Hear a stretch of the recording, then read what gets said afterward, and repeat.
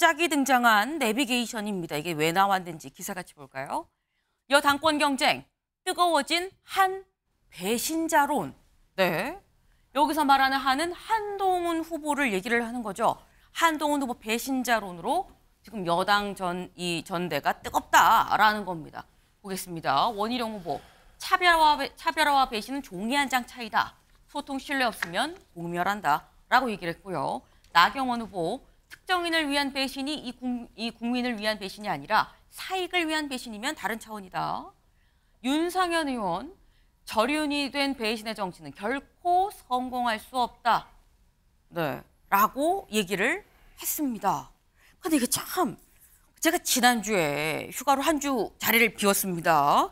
근데 분명 제가 자리 비우기 전에는 한동훈 위원장이 뭐 비윤이냐, 반윤이냐, 뭘로 나올 것이냐를 얘기를 하다가 갔거든요. 근데 갔다가 돌아오니까 이제 반윤을 넘어서 배신자가 돼 있는 그런 상태입니다. 일단 이 전대 후보들의 얘기를 좀 직접 들어보고 얘기 이어가 보시죠.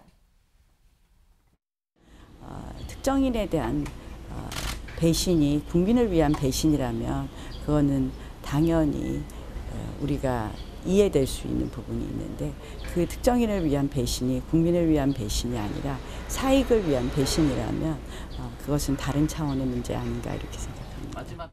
자신을 20년 동안 키웠던 그런 은혜에 대해서는 인간관계에 대해서는 하루아침에 이것을 배신해도 되는 겁니까?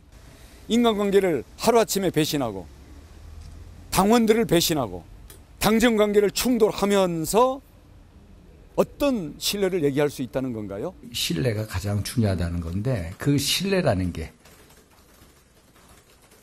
국민하고도의 신뢰가 있어야 되기도 하고 또 당하고의 신뢰도 있어야 되고 또 대통령하고의 신뢰가 있어야 됩니다.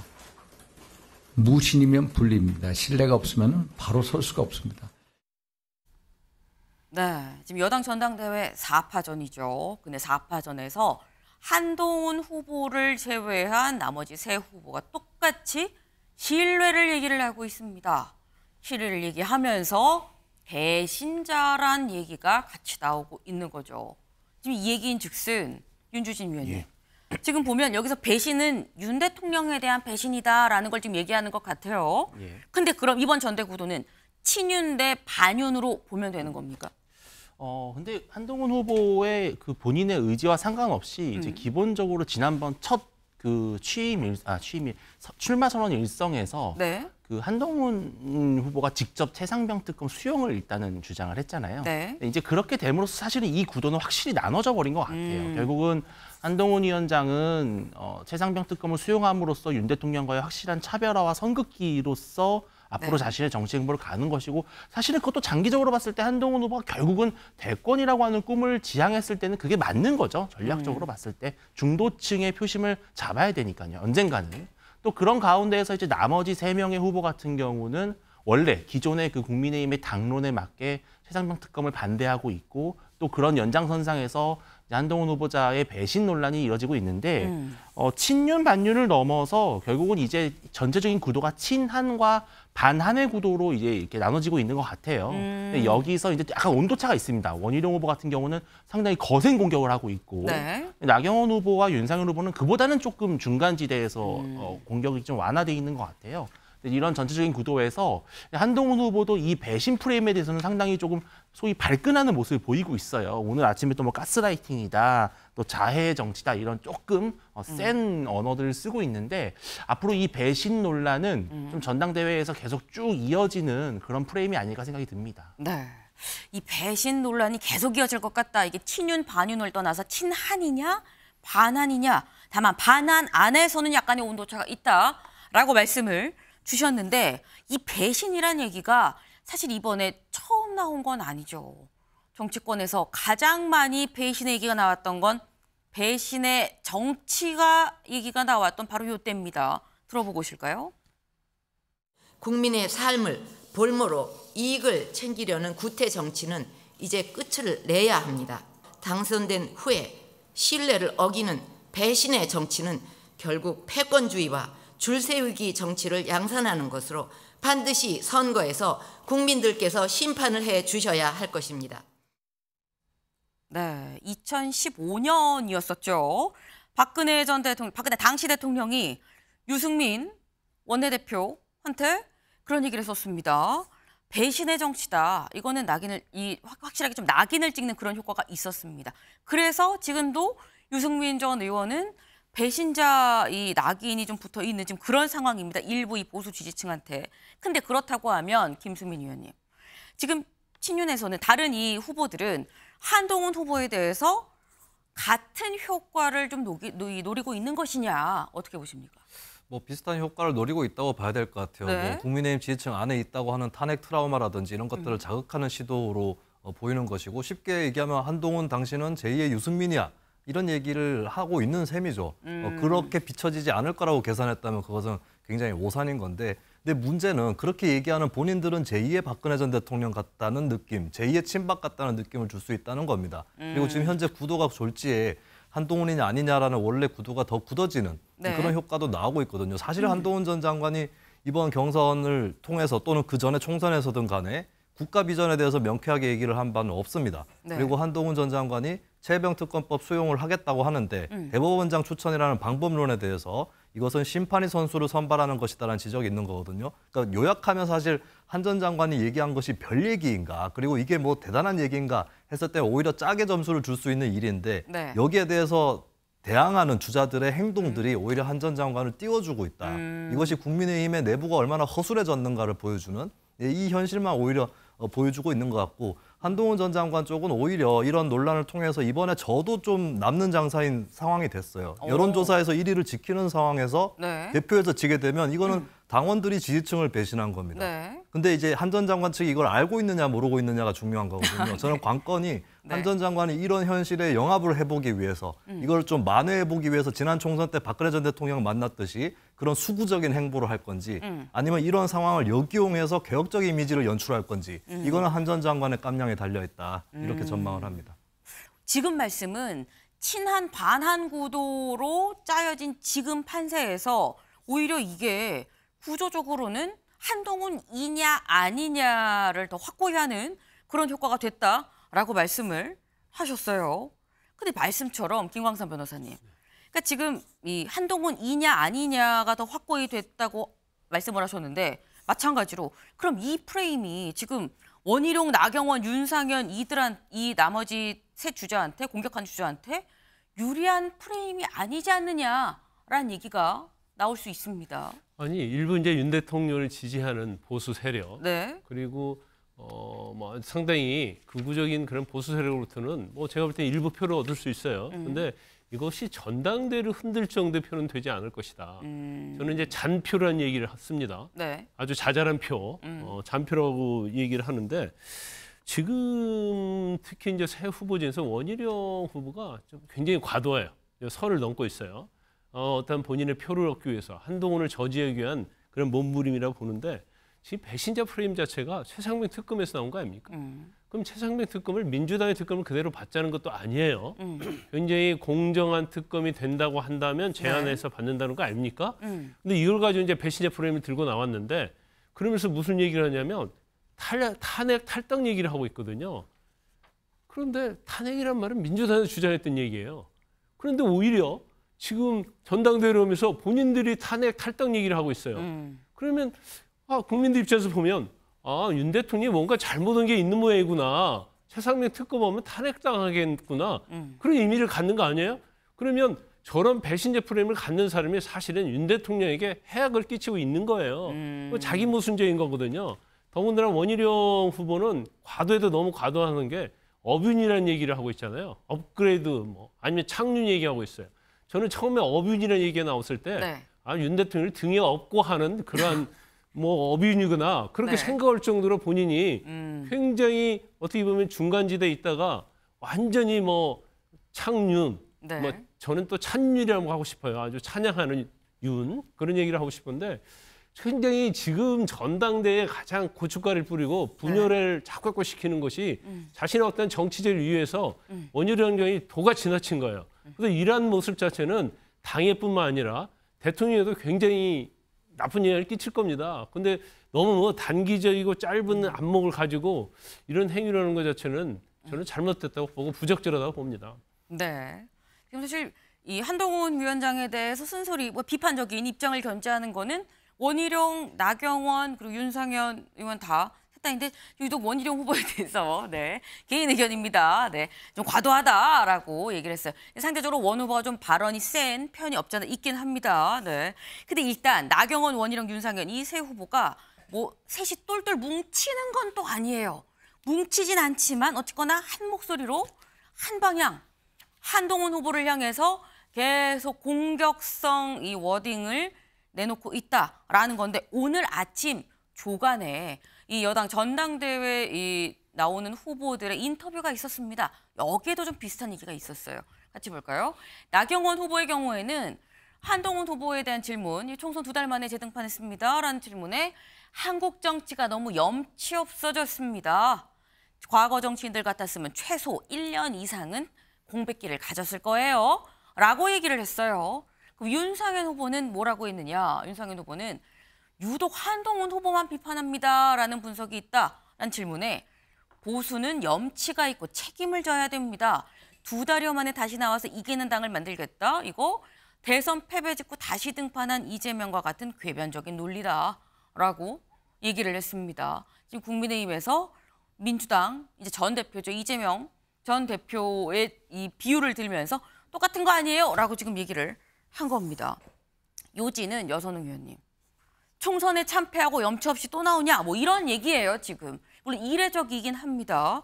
큰 선거에서 지고 2달 만에 나오는 게 흔한 일은 아니긴 해요. 어떻게 보십니까? 맞습니다. 근데 이제 뭐 이재명 대표가 대선에서 지고 나서 뭐 연거푸 뭐 그 보궐선거 나가고 당대표 돼가지고 사실은 총선까지 승리하면서 그게 이제 결과적으로는 뭐 이재명의 뉴노멀, 이재명 문법이다 이렇게 이야기를 하면서 다시 나가는 게 다시 안 나가고 무조건 쉬는 게 뭐 옛날 방식이다 뭐 이런 이야기가 있어요. 근데 네. 지금 어쨌든 이제 한동훈 후보가 앞서가고 있는 후보이기 때문에 한동훈 후보를 향한 뭐 다른 주자들의 어떻게 보면 네거티브 공격이 이제 있을 수밖에 없을 것 같아요. 저는 그런 측면에서 지금 배신자 프레임도 나오고 있는데 저는 이 배신자 공격이 특히 이제 원희룡 후보가 앞세우고 있는데 이거 굉장히 효과적인 전략이다. 효과적인 네거티브 전략이다 이렇게 생각을 하고 있습니다. 그러니까 왜냐하면 이건 여당 당대표 선거이기 때문에 네. 대통령과의 관계 설정이 굉장히 중요한 이슈예요. 근데 지금 한동훈 후보 같은 경우에는 뭐 최혜병 특검법 받으면서 사실상 받으면서 이게 대통령과 이제 선긋기 나섰단 말이에요. 그렇다가 보면은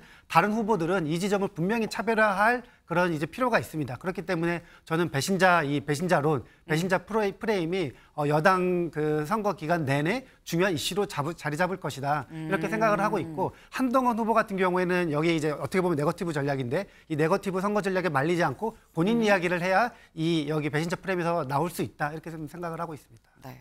지금 아까 김광산 변호사님은 원희룡 후보 말이 너무 세다라고 강하게 또 비판을 해주셨는데 여선웅 의원님은 전략적으로는 또 그게 맞는 거 아니냐. 일단 이 배신자론이 쫙 한번 프레임이 만들어졌다. 이게 이 전대가 끝날 때까지 쭉 가지 않겠냐라고 말씀을 하셨어요. 일단 지금 한동훈 후보를 놓고 다른 후보들이 다 같이 신뢰를 저버린 거 아니냐. 배신자다라면서 공격을 하고 있는 지금 그런 상황이죠. 근데 여기에 아까 말씀하셨죠. 한동훈 이 후보도 여기를 깨고 나와야 된다라고 얘기를 했습니다. 한동훈 후보 공격에 맞고만 있지 않고 이렇게 올렸습니다. SNS에 짧게 올렸어요. 최선을 다했습니다. 라고 하면서 사진을 같이 올렸습니다. 이게 무슨 사진이냐? 같이 볼까요? 지난 총선 때죠. 원희룡 당시 후보, 인천 계양 후보의 손을 번쩍 들고 같이 이 선거 유세를 해주고 있는 한동훈 당시 비대위원장입니다. 그리고 네, 여기는 나경원 의원이죠. 동작에 가서 내가 지원 유세했다라는 거죠. 여기 가면 윤상현 의원입니다. 인천에 가서도 내가 지원 유세했다라는 겁니다. 네, 멘트는 최선을 다했습니다. 요거 하나였어요, 윤주진 위원님. 네, 짧고 묵직합니다. 어떻게 보셨어요? 이 배신에는 배신으로 맞대응한다 이런 느낌이에요. 왜냐하면은 이제 본인에게 윤석열 대통령에 대한 배신자 프레임이 오고 있잖아요. 네. 근데 제가 봤을 때 한동훈 후보가 약간 이거를 의연하게 대처할 수도 있었을 것 같아요. 근데 아니면 아까 우리 여 의원님 말씀하신 것처럼 아예 다른 이야기를 해야 되거든요. 근데 지금 계속 주말 내내 그리고 오늘 아침까지도 한동훈 후보는 계속 이 프레임 속에 있어요.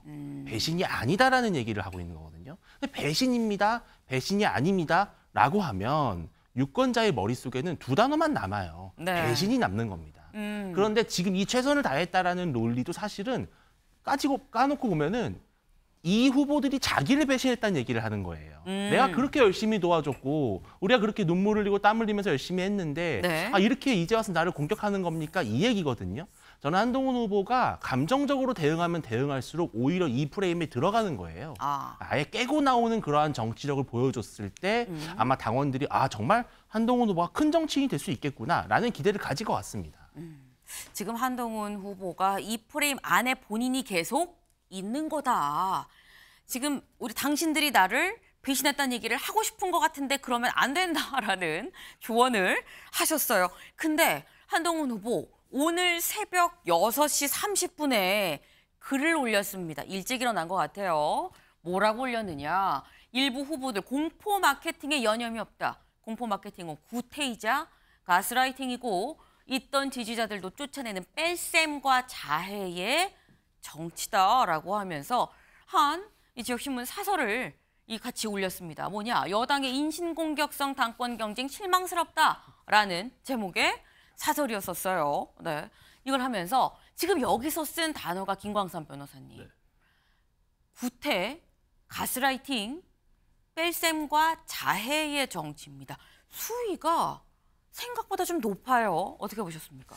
이제 일부 우리 패널께서 네. 배신자 프레임에 갇혀가지고 이거에 대해서 의연하게 하고 무시하는 전략을 취한다고 하는데 네. 그러면 망하죠. 그럼 안 되는 겁니까? 침묵하면 자백하는 거예요. 네. 다 인정하는 건데 배신자가 아닌데 계속 배신자로 공격하는데 아무 말도 않고 있으면 나 앞으로 그렇게 가겠다는 얘기 아닙니까? 당연히 거기다 선을 그어줘야죠. 네. 지금 전당대회에서 제일 중요한 게 지금 배신자 프레임이거든요. 그걸 가지고 지금 몰고 가는 거거든요. 그게 뭐 진실이든 아니든 그걸로 이제 표를 얻을 수 있다고 생각하니까 네. 뭐 수단과 방법을 안 가리고 저런 캐치프레이를 거는 거예요. 캐치프레이는 당연히 그 부분에는 대응을 하는 게 맞다고 보고요. 지금 공포 마케팅 얘기를 하고 있는데 네. 지금 생각과 다르게 저는 이제 나경원, 뭐 원희룡, 뭐 윤상희 의원은 제외한다 하더라도 적어도 상당히 이번 전당대회는 페어플레이로 갈 줄 알았어요. 왜냐하면 세 명이 거의 관계가 또 있지 않습니까? 지난번 총선 때 가장 열심히 했던 후보고 비대위원장이었단 말이에요. 네. 그러나 원희룡 후보 같은 경우에는 뭐 브로맨스라고 할 정도로 굉장히 뭐 언론에도 많이 노출됐단 말이에요. 네. 근데 아무리 정치가 그렇다고 하지만 정치가 저런 거였나 할 정도로 정치의 혐오를 일으킬 정도의 지금 선거운동이 진행이 되고 있어요. 그래서 지금 공포 마케팅은 그건 이제 협박이라는 얘기도 하고 있는데 계속 탄핵, 탈당, 배신자 프레임을 해가지고 당원들하고 공포스럽게 만드는 거예요. 그래서 마치 한동훈 전 비대위원장이 되고 나면 뭐 대통령에 대해서 뭐 탄핵이랄지 탈당 이런 걸로 갈 가능성이 크다고 해서 하면 결과적으로 당심이랄지 뭐 일부 지지하는 보수 세력들이 표를 갖다가 한동훈에 갔던 표가 좀 전환이 되지 않을까 그런 잘못 생각하고 있는 것 같은데 근데 저런 분열 정치가 사실은 국민의힘이랄지 대통령에도 굉장히 해악을 끼치고 있는 거죠. 네, 지금 보는 바로 저 모습도 사실은 좀 직전까지 나오던 그 모습이 서로 닭똥집을 입에 넣어주던 그렇게 친했던 사이였는데 지금은 배신자다, 20년 신뢰를 무너뜨렸다라고 얘기하는 사이가 됐습니다. 근데 아마 한동훈 후보가 저희 방송을 만약에 보고 있다면 헷갈릴 것 같아요. 어떻게 프레임을 나오려는 거야? 안에서 봐서 싸우려는 거야? 어쩌려는 거야? 생각을 할 것 같은데 근데 문제는 이 한동훈 후보를 공격하는 게 나, 원, 윤만 있는 건 아니더라라는 겁니다. 또 이분이 공격을 했어요. SNS에. 글을 많이 올리시는 이분. 네. 홍준표 대구시장이 뭐라고 글을 올렸느냐. 어제 이회창이 YS를 벌이면서 우리는 10년 야당의 길을 걸었다. 네. 총선 참패 주범이 얼찍이 좌파들을 데리고 대통령과 다른 길을 가려고 한다. 총선 참패 주범들이 러닝메이트라고 우르르 나와서 당원 국민 현혹하면 설치는 것도 과관이다. 정신 차려야 됩니다. 라고 글을 올렸어요. 한마디로 정신 차리고 한동훈 뽑으면 안 돼요. 라고 지금 글을 올린 걸로 일단 보입니다.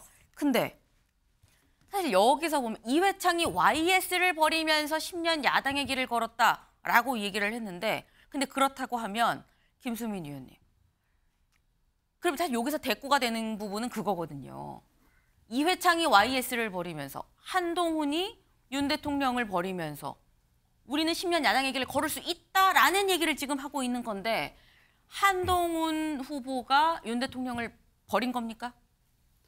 글쎄요, 현재로서 버렸다고 판단을 이렇게 좀 명확하게 낙인 찍듯이 할 수 있는지도 의문이에요. 왜냐하면 이제 계속해서 국민의힘 인사들이나 대통령실에서 주장을 해왔던 게 최혜병 특검 관련해서 경로설이 사실이라고 해도 그건 문제가 아니다라고 주장을 해왔거든요. 그럼 사실 특검을 받는다고 해도 그러면 그들의 논리에 따르면 무혐의가 나올 겁니다. 근데 그게 왜 이렇게 두려운가라고 했을 때 특검이라는 말만 꺼내도 이렇게 얘기를 하는 것 이거 자체가 일단 국민의힘 내부의 일각의 문제가 아닌가 그렇게 보여지고 그리고 이회창이 YS를 버리면서 10년 야당의 길을 걸었다라고 하는데 이 말인즉슨 1997년에 이회창 당시 후보가 김영삼 전 대통령하고 강하게 각을 세우고 그로 인해서 김영삼 전 대통령이 뭐 이인재 당시 후보의 출마를 용인했다거나 방조했다거나 이렇게 돼가지고 표가 갈라져서 졌다 뭐 이런 스토리로 가는 건데 근데 사실 그때 대선을 따져보면 이인재 후보가 얻었던 표 중에 이인재 후보가 나오지 않았을 경우에 김대중 후보로 가는 표도 꽤 있었습니다. 사실 그 부분은 좀 이인재 후보도 억울할 수 있는 부분인데 그런 것들까지도 점검을 한다면 저 말이 과연 진짜 맞는 말인가 이거는 점검이 굉장히 필요한 말인 거고 현재 홍준표 시장의 대응 태도가 오히려 한동훈 전 위원장 키워주고 있는 게 좀 이렇게 예를 들어서 제가 아까 전에도 말씀드렸지만 총선 때나 현재 전당대회에서나 한동훈 전 장관이 어떤 국가 비전이라든지 이런 것들을 밝히고 있지 못하고 있거든요.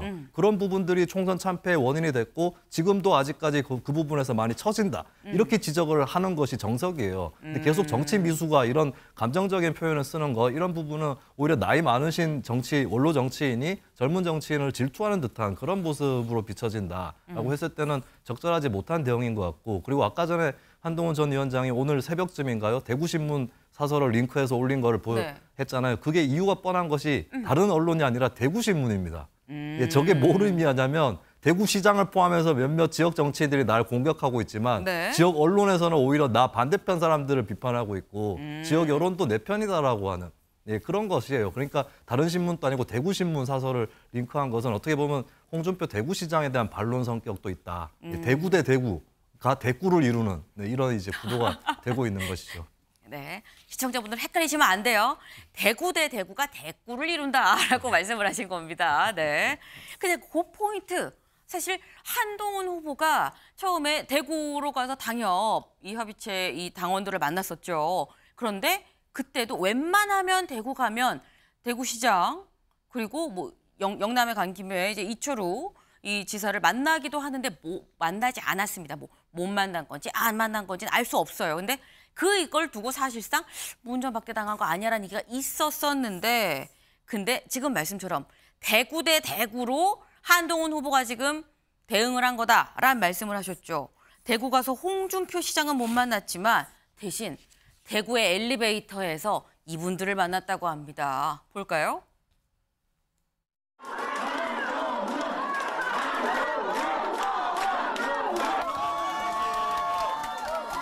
우리 이 동네 살아요.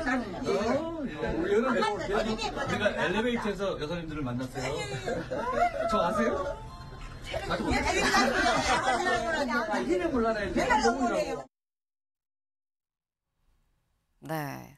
근데 이름은 몰라도 어쨌거나 내가 널 참 좋아한다라고 말씀을 하셨어요. 그래서 아이고 막 너무 오랜만에 보는 거의 손주 보는 듯이 그렇게 막 예뻐서 막 하시는 그런 할머님들의 모습을 지금 봤는데 대구입니다.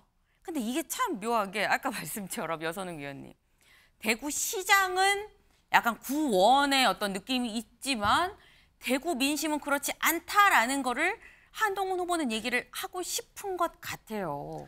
근데 저는 한동훈 후보가 그러니까 민심은 나를 지지하고 있다 이런 전략은 어떻게 보면 저는 약간 패착 전략 같아요. 패착이다. 예, 왜냐하면은 이 선거가 국민의힘 지지층, 보수층 지지층 선거거든요. 그러니까 일반 국민 유권자 선거가 아닙니다. 네. 그렇기 때문에 저는 뭐 국가 비전을 이야기한다거나 아니면 중도층 어필 전략을 펼치는 것은 한동훈 후보가 사심 있는 거 아니야? 이거 지금 당대표 선거인데 왜 지금 본인 대권 이렇게 이제 관리해 이렇게 생각할 수 있거든요. 그렇기 때문에 저는 뭐 저런 전략들이 실제 이 전당대회 선거에서는 큰 효과가 없을 것이다 이렇게 생각을 합니다. 그리고 저는 이제 이번에 홍준표 시장이 뭐 한동훈 후보를 안 만나줬는데 네. 이게 이제 한동훈 후보뿐만 아니라 이철우 경북지사도 못 만나고 왔어요. 그러니까 결국에는 전통적인 보수 지지층들, 보수의 유력 정치인들은 한동훈 후보를 비토하고 있다. 이게 결국에는 일반 국민들한테는 약간은 뭐 중도 포지션으로는 괜찮을 수도 있지만 전당대회 선거용으로는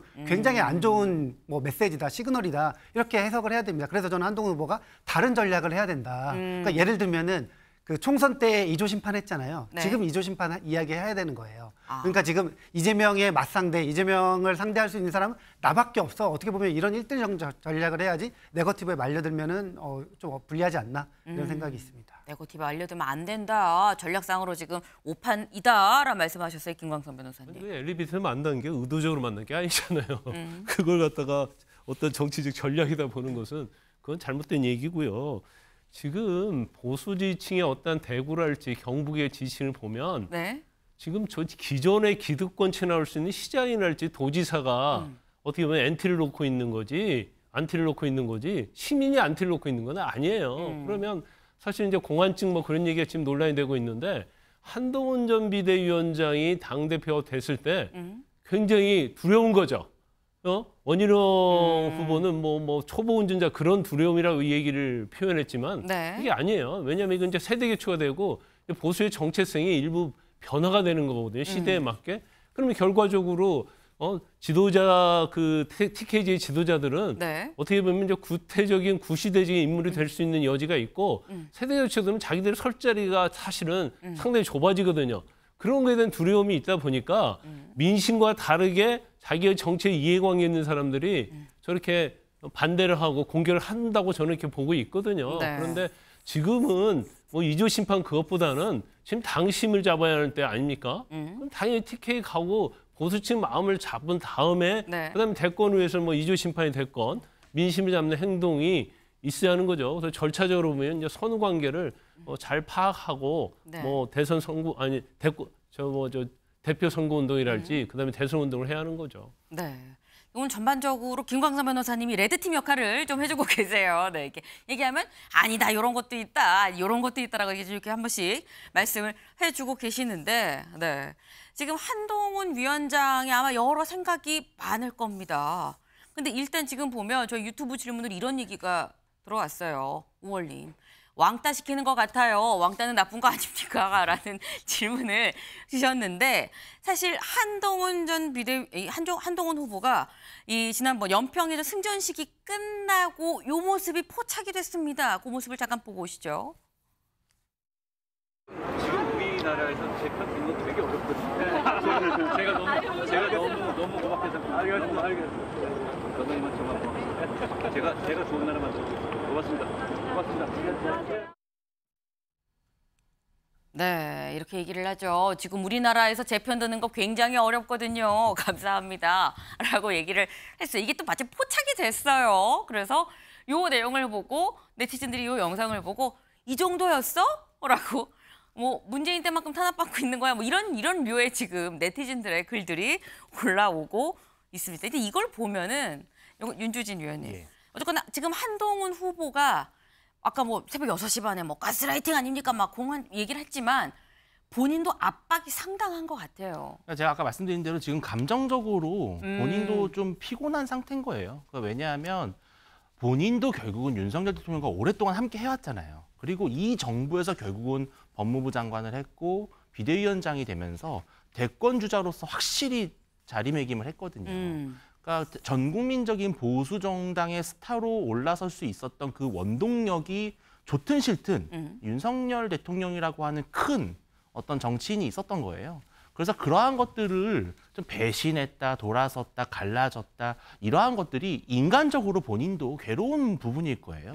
또 그리고 실질적으로 한동훈이라고 하는 사람을 지지하는 것은 마치 용산과 각을 세우는 것처럼 보일 수 있다는 것을 또 은연중에 본인도 내비치고 있는 거거든요.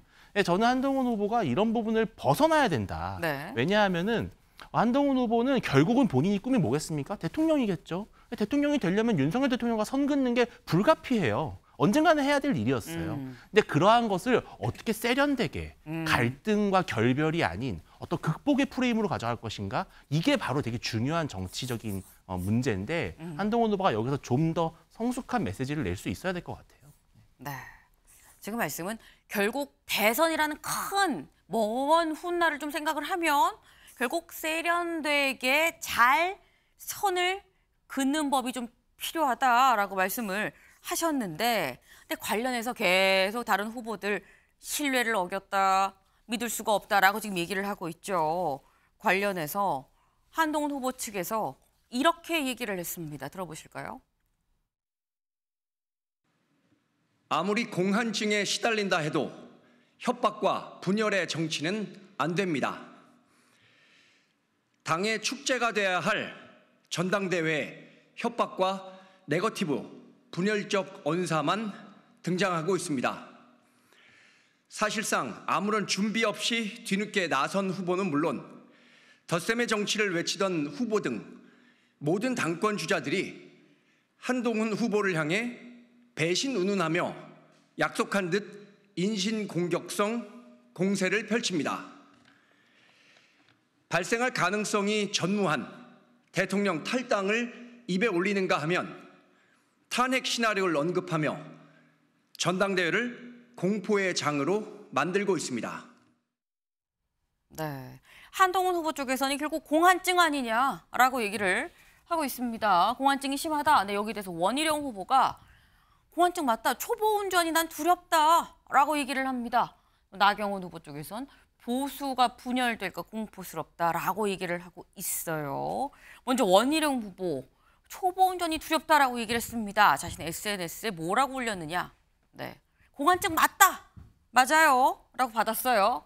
어둡고 험한 길 가는데 길도 제대로 모르는 초보 운전자가 운전대를 잡을까가 무섭고 두렵습니다라고 얘기를 했습니다. 근데 여기에 대해서 또 한동훈 후보 쪽에서 이렇게 받아칩니다. 들어보시죠. 정치에서는 민심이라는 내비게이션이 있습니다. 민심을 따라가면 됩니다. 사고는 운전을 처음 시작했을 때 나는 것이 아니라 몸에 조금 운전이 익었다고 내비게이션도 무시하고 신호도 무시했을 때 사고가 나는 법입니다. 네, 민심이란 내비게이션이 있다. 오히려 내가 좀 운전 좀 한다고 좀 우쭐우쭐하다가 사고 나는 거다라고 지금 얘기를 합니다. 근데 더불어서 배현진 의원이 SNS에 글을 뭐라고 올렸느냐. 내비게이션 얘기를 했습니다.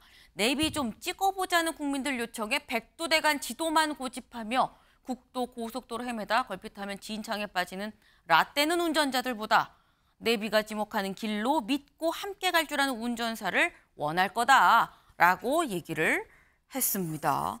갑자기 이게 내비게이션 논란으로 또 번졌어요. 정치 초보 아니냐라는 거에 대해서 민심 내비게이션이 있다. 이렇게 지금 받아치고 있는 건데, 근데 또 사실 여기서 만약에 이제 공격을 한다면 김수민 의원님, 반박을 한다면 내비는 제대로 가르쳐주고 있는데 니네가 내비를 제대로 읽고 있는 게 맞아? 라고 지적을 할 수도 있어요, 사실. 네.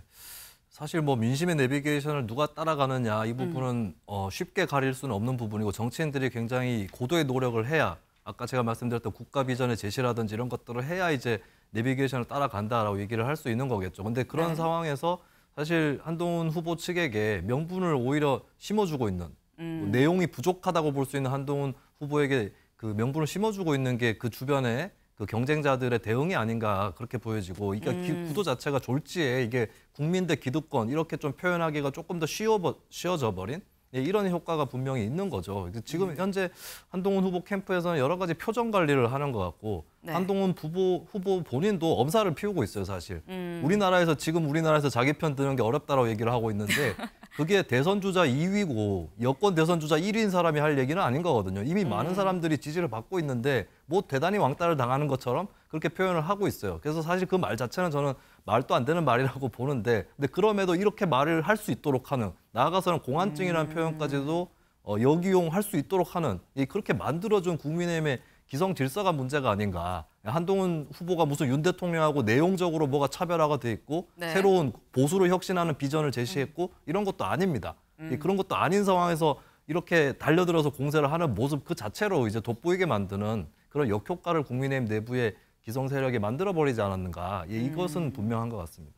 네, 지금 오히려 한동훈 후보가 내용이 없는데 다른 후보들이 이거를 오히려 잘 포장을 해서 이 값어치를 올려주고 있다라는 취지의 또 그런 말씀이셨어요. 다른 후보들이 이렇게 하면 안 된다라는 뭐 이런 말씀을 지금 들리는데 지금 저희가 4파전이죠. 4파전인데 원희룡 후보, 나경원 후보, 그리고 한동훈 후보 얘기도 했는데 안 나오는 사람이 있습니다. 바로 윤상현 후보죠. 윤상현 후보는 이 논란에 이렇게 얘기를 합니다.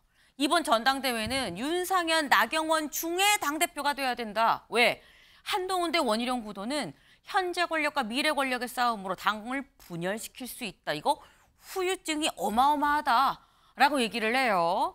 근데 사실 윤상현, 나경원 중에 돼야 된다라고 하지만 글이 굉장히 길거든요. 마지막에 읽으면 그래서 윤상현입니다. 이긴 합니다. 근데 어쨌거나 지금 한동훈 대 원희룡 구도는 안 된다라고 왜?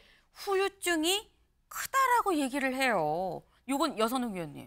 요거는 사실 뭐 여야 가릴 것 없이 전당대회에서 어떤 이 갈등이 깊으면 후유증이 사실 우려되는 건 분명하거든요. 예, 뭐 그 이야기도 하신 것 같고 네. 사실은 지금 윤상현 후보가 다른 후보들과 차별점을 둘 수 있는 게 나경원 후보랑 같이 본인들은 대선에 출마 안 한다 이게 있거든요. 그러니까 원희룡, 한동훈 후보는 만약에 당대표가 되면 이게 이제 사심없이 당 뭐 지지율을 올리거나 대통령 지지율을 올리는데 뭔가 이제 정치적인 행보를 쓰는 게 아니라 당력을 집중하는 게 아니라 본인의 대권 행보를 위한 뭔가 이것을 할 것이다. 그래서 결국 이제 한동훈 후보 이야기가 나오는 것도 결국 한동훈 후보가 대선에 나가기 위해서 윤 대통령을 배신할 거다 이 이야기거든요. 근데 이제 윤상현 후보는 그거는 원희룡 후보도 마찬가지다. 뭐 이런 이야기를 하고 있는 것 같고요. 네. 저는 이제 한동훈 후보가 계속 거듭 말씀드리지만 지금 상대방의 공격에 계속 방어만 하고 있고 어떻게 보면 약간 수세적 입장이거든요.